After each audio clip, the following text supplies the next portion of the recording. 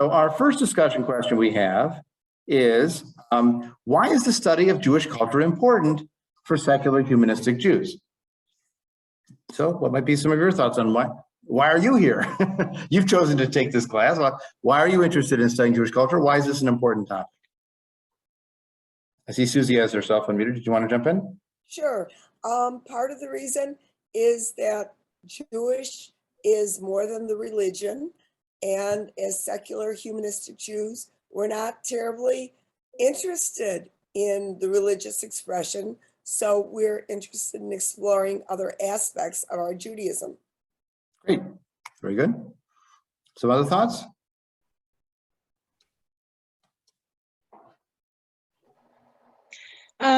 For myself, it's a part or I guess a way to connect to a bigger group of people that share a common distant history that, I didn't grow up with, but everybody from my biological grandfather before had. So, it's kind of it's weird to think of it as my roots necessarily, but, to just kind of know what connects me to other people that have the same origin story. Sure. I mean, it's a kind of secular transcendence, right? Where you feel part of this long sweep of human experience. And, I went to Israel in November of 2019, and we visited an ancient synagogue that had been built in 500 of the Common Era. And on the floor, there were Hebrew letters that I recognized. There were menorahs as symbols that I knew. And the best part about it was we had to leave the synagogue a bit early because they were setting up for a bar mitzvah that was going to take place in the synagogue. And so the fact that they were celebrating this bar mitzvah with the Torah scroll in this ancient synagogue where they would have read the same Torah scroll 1,000, 1,500 years before was really fantastic. So that's a kind of secular transcendence in time in that case, but also it could be in space with Jews all over the world that are hearing the shofar being blown at the same time of year, or experiencing different Jewish holidays in their own way. Yeah, Susie. A few more thoughts is looking at Jewish from a cultural perspective helps us stay out of the trap of being Ashkenormative when we realize there's so much more. And then the other thing, because I was on that trip to Israel too that you led, and we realized not only was the menorahs and the Hebrew letters and the bar mitzvah, but there was also zodiac and the mosaics on the floor. And we realized that the pieties that are established now are not the only way to be Jewish, and everything, so many different ways are equally authentic. It really helps us as secular humanistic Jews to hold our positions when people who have other pieties try to marginalize us. Mm-hmm. For sure. So some other examples of why it's important to us.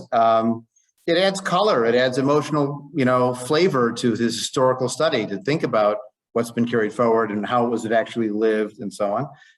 It broadens our knowledge base so that when we're making choices, we can make choices from a wider range of possibilities. And the last point to make, it gets back to the idea of multiple intelligences or learning styles. Different people learn differently. And not everybody likes reading things on paper. Some like to hear it, but some like to sing it, and some like to draw it, and some like to cook it, and some like to dance it. And those should all count as ways of doing Jewish things, because Jews have done all those things in different ways. So why should we limit how we express Jewishness to just reading, writing, and commentary? That's one way to do it, but there's a lot more ways to do it. Okay, second question. What are some of the major differences between how Judaism historically viewed its cultural practices and how secular humanistic Jews see them? Well, this gets to that pollution creation idea that historically Jews saw that their rituals as created sort of by the religious authority, divinely sanctioned, more or less the same, and also existing in a bubble, not really influenced by the surrounding culture. It was its core influence was Jewish law and tradition, and we didn't talk a lot to those outside people. Obviously, historically, we know that's not true. They were influenced by outside people and by the environment and climate and what the menu options were. But the traditional view also has the perspective that modern people are not allowed to change it. Who do you think you are, is a phrase I hear occasionally. Who do you think you are to change this that's been done since forever? This 4,000, this 5,000 year, this 6,000 year tradition. Well, if they're using that number, by the way, they don't even know their own Jewish chronology, because 3,000 years is King David, allegedly. So you might say like a 3,500 year if you want to call Moses the beginning. But when you go to 4,000, you're talking Noah, and that's not that's not Jewish specific. 5,000 because it's year 5782. Well, that's like Adam and Eve. I mean, you're not thinking really historically when you use those big numbers. But again, for us, if we think people made it and it changed over time, then maybe we're allowed to change it. And we feel empowered to change it because it has changed over time. Roger, are we going to jump in? Yeah, I was going to say, one of the differences, prior to the 1700s, Jews lived, or even in Israel, Jews lived their culture. You don't necessarily even have to study it separately. Their courts, their food, their commerce, everything besides the synagogue. Once, the 19th, 20th, 21st century, particularly in the United States, Judaism almost became just a religion, like the Protestants and like everybody else. And in order to, because we're not necessarily living the culture that was part of daily life. So I think I look at that as the real reason to study it. People sometimes talk about a thick cultural experience or a thin cultural experience. That a thick culture is where you're speaking the language, you're eating the food all the time, you're living around other Jews. Whereas if it's episodic or once in a while, it's they call it thinner. But it could still be very important to you on this day to do this event, to light the Hanukkah candles, to not do other things. But it's not every day. And so that's one debate on Jewish sort of social science is how much is enough to carry on? Does it need to be thick, or can thin keep being passed down? And also the question of Jewish life in public versus Jewish life in private, something we'll also talk about. We talk more about it in the history class, where Jews had the choice of becoming Germans of the Mosaic faith, but they had to leave behind some of the public markers of their Jewishness, like dress and diet. They had to acculturate in those ways, but they could maintain Jewishness as a religion. That was the category that was allowed. Where in Eastern Europe, because the Jews were not allowed to integrate, they maintained a lot of that public Jewish identifying culture. And so they brought it with them when they came to the United States too. Next question, the difference between high Jewish culture and low Jewish culture, and which is more fruitful for us to study. So what would be examples of high culture for Jews? Can't say high church, right? That's not for us. Would be more of the ritual, traditional kind of things. Okay. And obviously what you do in high holidays, for example, in terms of a specific reading for the Torah, taking Blowing the shofar. yeah, exactly. That would be sort of, and those aspects are more related to the religious aspects. Okay. Traditionally. So we can call that high synagogue, if not. Yeah, It's not high church. the lower stuff, which is more secular music, food, things that are not going to translate across Jewish cultures, which is going to be different from place to place. What they're doing in Portugal is not the same thing you're doing in Morocco, not the same thing you're doing in Kiev. And interestingly enough, in both areas, in any of those areas, you'll have two kinds of Jewish music. You'll have synagogue music, ritual music, and then you'll have popular folk music.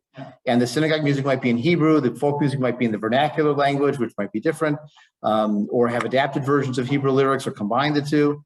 That might show more influence of outside cultures, but sometimes the synagogue music also has interesting resonance from outside musical culture that isn't admitted to, but has certainly had an influence. Low culture would be food, the clothing you wear every day. High culture would be literature, legal proceedings, major life cycle event rituals, that kind of thing. But there may be what's called low culture in the henna decorations that women would do before you get to the chuppah when the rabbi takes over. And this is, again, part of that gendering split where the high culture was generally created and studied by men, whereas low culture was often under rules created by men, but lived in a family setting with everybody. And it wasn't only women. I mean, of course, men are eating too. But they're defining the rules of what can be eaten, but the women are the ones doing it. And often in some cultures where men's ideal was to study, the women actually were the ones earning a living. They were the ones going out to the marketplace and running the store and managing things. So they had much more commercial skills than we might have imagined for a medieval period because of the religious values in the community. Okay, number 4. This one's a rich topic often. What are the boundaries of Jewish culture? What is included and what is left out by different definitions? So how can you define what counts as Jewish culture? There's no one answer to this. There's lots of answers. I have 7 answers, but you might have your own. So what would be an example of, like, you want to make a law, okay, this counts as Jewish culture. How would you define it? Well, boundaries are difficult to define in any of these things. But generally speaking, it's kind of like racial distinctions. If people are commonly accepted as that particular thing, then that is considered to be that thing because the community accepts that as a practice. Okay, so whatever Jews or groups of Jews call Jewish, that counts. Yeah. That counts as Jewish culture. And they might not all agree. The different groups might disagree. But if that particular population of Jews, wherever they happen to be, Yeah. says this is what we do, this we can make it Jewish. Right. It's Jewish even if it isn't Jewish over there. And it could even be stereotypes like the concept of the Jewish mother, whether it's guilt or eat this food or whatever. And you get people sometimes where one partner is Italian and one partner is Jewish, and they commiserate over their mothers who are basically the same. So one thought it was Italian mother. No, it's a Jewish. Well, no, it's this cultural stereotype that gets projected. But Yeah, go ahead. By that definition, is Messianic Judaism Jewish culture? Well, see, this is one of those. It's a good question. That's one of those challenges because there's a group of Jews who are calling this Jewish, and there's other groups of Jews who are saying no. So again, any definition is going to have its pluses and its minuses. So, I mean, you could have a very broad definition of Jewish culture that says Jewish culture is anything made by Jews. But that would include like Karl Marx's political theory because his father was Jewish, or Einstein's theory of relativity because he was Jewish and he did science. But when you make it that broad, you begin to sound vaguely Nazi, like there's something intrinsically Jewish about the math that Einstein did to calculate relativity. I mean, that begins to be problematic. So another option is you could say that what counts as Jewish culture is a cultural creation relating to Jewish identity. But then that raises the question, well, maybe a non-Jewish person can make Jewish culture. You could hire a non-Jewish sculptor who does a Jewish sculpture for a synagogue, and that becomes Jewish culture. You'd have Thomas Cahill's The Gifts of the Jews, which was a brilliant marketing strategy. You pick a group that buys a lot of books and you write a book that flatters them, and then and you're not Jewish, so it's objective, and so then they're going to buy lots of. It's a big seller. But I hate to use this example. In Hebrew, they say lahavdil, make a distinction here. But then that would make Mein Kampf Jewish culture, because it's certainly about Jews and Jewish identity, right? So there's some problems if you're just saying it's about Jews. Well, then that also makes the protocols of the elders. Right, exactly. Anti-Semitism becomes Jewish culture if it's as long as it's about Jews, it's Jewish culture. Well, no, maybe not enough. So maybe you need to say culture about that the Jewish culture is culture focused on Jewish identity created by Jews. So think of the movie Schindler's List, which is directed by Steven Spielberg. Now it stars some non-Jewish people, including Ben Kingsley as a Jewish character, but it's created by Jews, even if it's for a broader audience. Schindler's List wasn't only targeted at Jewish audiences. In fact, it was designed to be to a much broader audience. In fact, one example of a critique of it was Stanley Kubrick, who didn't like Schindler's List because he said, the Holocaust was about 6 million people who died, and Schindler's List is about 6,000 Jews who didn't. If you got to know and love all these characters and then 3/4 of them died, then that would have been a more authentic Holocaust movie from his perspective. Cindy, you have a comment.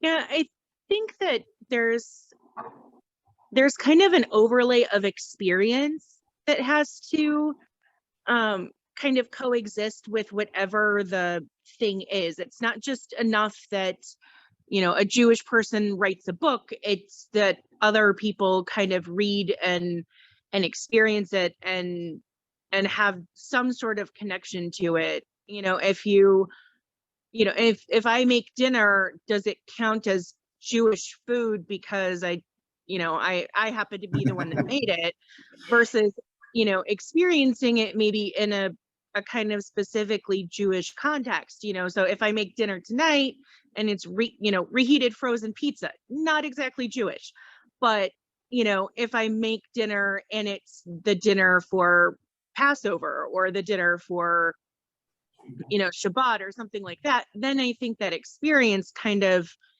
takes what's ordinary or profane and makes it more specifically Jewish. Right.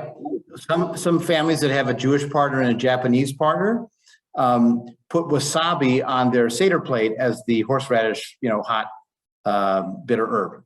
And so wasabi itself is not intrinsically Jewish. And to be honest, most wasabi in America is actually horseradish anyways, just colored green, because wasabi is really expensive. But the reality is that it becomes a Jewish thing when it's in a Jewish, Seder plate and experience. So maybe Jewish culture should be Jewish identity by Jews for Jews. So it's not just something that you're doing as like a tour guide to the general public, but you're aiming it at a Jewish audience, even if it's consumed by others, if it's an English language or they're able to access it. And in some cases, you might, in some cases, you might call that, a limitation of language. So if I wrote a book in Yiddish, I was not aiming it at the Polish audience, right? And 100 years ago, I wasn't aiming it at the American English-speaking audience. If I wrote a book in Yiddish, even if it was a novel about Jesus Christ, which Sholem Asch actually wrote. He wrote a book called The Nazarene in Yiddish about Jesus. But by writing it in Yiddish, it's aimed at a Jewish audience. And by choosing that particular topic, he was talking about the Jewishness of Jesus. I mean, this is a book about Jewish culture, identity, for Jews, by Jews, and aimed at Jews as consumers. So I have Susie first, and then Roger. Thank you very much. I'm into food and into cooking, and I have a lot of cookbooks. And one of them is a cookbook about Jewish food. And the author takes this on and he says, what makes Jewish food Jewish? Well, it's when we're eating in a Jewish context as Jews. It has to do with our awareness and our invoking that we are doing this for a Jewish purpose in a Jewish perspective. Maybe that has something to do to answer your question. Sure. Roger, go ahead. Yeah, I was about to say, on the other hand, things like Curious George, that was written by Holocaust survivors, or Superman, are written by Jews. They're not written specifically for Jews, but they're widely considered Jewish culture. Well, I think people are claiming them as Jewish culture because they're famous. There's a different standard for fame and not fame. So if you want to join a synagogue and marry the Orthodox rabbi's daughter, there's going to be one standard of, are you Jewish or not? If you want to get an award from the Jewish Federation for being Adam Sandler or, Amy Schumer, then the standard of how Jewish you are is going to be very different. So the same is true for, claiming Einstein, claiming Curious George, they're famous. Nobody's claiming the book that was written and got published in 50 copies and nobody bought it. Nobody wants to claim that as Jewish culture. So we tend to be more broad in our understanding of what counts as Jewish or who counts as Jewish based on wanting to hitch our wagon to that successful horse. Now, I will say that for some, Jewish culture has to be even more restricted than not just by Jews for Jews, but it should be culture on Jewish identity by Jews and aimed at Jews in a traditional Jewish form. It needs to be a Haggadah. It needs to be a commentary on the Bible. And so creating new things in new forms like movies, like sculpture. Historically, Jews had a prohibition on forming statues as if it was a kind of idolatry. Well, if that's the case, then that would be treif, that would be forbidden as a Jewish culture. It could only be done through traditional Jewish vehicles. And some might even go further and say, if it doesn't follow traditional Jewish beliefs, it doesn't count as Jewish culture. So if you lived in an ultra-Orthodox community, a feminist Haggadah is not going to count as legitimate Jewish culture. For them, because of the ideology, because of the values expressed, it's too far. It's beyond the pale, so to speak, of what would count as Jewish culture. Now, obviously, we have a much more broad definition than that. But I wanted to just talk through these questions of what would be included, what would be excluded, because there's no one answer to that. You could be very expansive, you could be very limiting, but there are times where we want to constrict it and times where we want to expand it. Cindy points out her first Purim experience was in a Russian Messianic Jewish congregation that was part of her Armenian Protestant church from where she was growing up. So she had a Jewish experience there through this interesting melange that, you know, you could say only in America. And so our last question, how does the answer to what counts as Jewish culture affect secular humanistic Judaism? Well, it's going to define what we choose. You know, we're not limited in choosing readings for a Shabbat service to only Jewish writers. We can use non-Jewish writers who've written inspiring things. But if we only picked non-Jewish writers who've written inspiring things, then we'd be Unitarian. I mean, you know, we wouldn't have a particular Jewish cultural resonance to it. And I think there's something to drawing on sources that draw on Jewish sources to provide those meaningful moments, adds a layer of resonance to us, that secular transcendence I mentioned, of feeling connected to our people in a more broad sense, that just a generic work of Shakespeare or other human culture isn't as, I don't know, emotionally activating, if you think of it that way. It's going to affect how we create what we do. If what we're trying to do is create a Jewish culture that will be passed on or that will be resonant and meaningful to us, then understanding what counts for us as Jewish culture and how Jewish culture has been expressed historically will make a difference in how we make those choices. I have a question though. So you have frequently used people like Springsteen, Mhm. clearly not you, or Leonard Cohen with. Does it not make it part of the Jewish experience if you use something from Springsteen in a Jewish context, for example, in the Shabbat service or something like that? Right, it does. So it adds that sort of Jewish layer to that song. So the next time you hear it, you'll think that, oh, I remember I heard it at the service and so on. Yes, that's true, but it doesn't make it permanently Jewish, you know. And it's Jewish in that context. Right, in that context. And I think the other flavor of it is what is the resonance it has with the audience? So, you know, quoting Springsteen, people are going to know that I'm quoting Springsteen. Quoting Leonard Cohen, I think has a different resonance to it. Maybe it's chauvinist or ethnocentric or whatever. But I think for a Jewish audience, knowing that the poet themselves was Jewish and was writing the Binding of Isaac story from a Jewish perspective, that adds a layer, I think, to the resonance that the particular piece will have, because you're feeling like you're part of that cultural project too, and you know you're all pulling in the same way. It's a very delicate balancing act, because you don't want to be, I'm only choosing Jewish people because, and I'm only going to vote for Jewish people, and I'm only going to support Jewish businesses. That to us is parochial and even offensive. But if we're drawing on a resonance of a broader understanding of Jewish culture, then maybe in our choices we will tip. If you had a poem of equal value, as if you can score poems on a 100 scale, but if you had a poem of equal value and you had a Jewish author and a non-Jewish author, you might settle on the Jewish author just to add that layer of resonance to it, because in some ways what they're processing is what you're processing too. This experience framed often in Jewish citing language. You can get non-Jewish writers who would cite Hanukkah, but when a Jewish author does it, then I think it's a different level.